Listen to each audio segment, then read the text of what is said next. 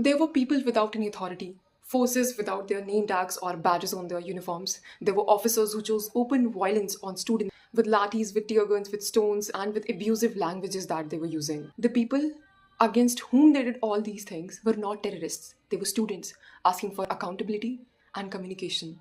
They themselves were the victims and still chose love. They gave flowers and respect to each and everyone who was present there. But in return, what they get? A media who didn't even show their sufferings on television, or the PM who ran out of the situation without taking accountability or without giving any answer, or a country who does not even support education, who still believes that education should not be an equal right. And we didn't just lose democracy today, we lose the courage to question. We lose the courage to take stand for ourselves.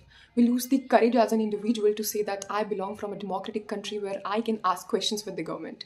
How these cops and officers gonna face their children now? What kind of example they will set in front of them?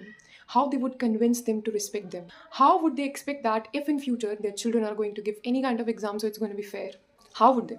And the audacity to say that it was a government order. Yes, of course it was. But the force you were putting in that violence was on you. No one came to ask you the force you applied against those students who were protesting for their rights in education. And if you still think that this was just about a paper leak or students, just wait until you will be the next victim of the system.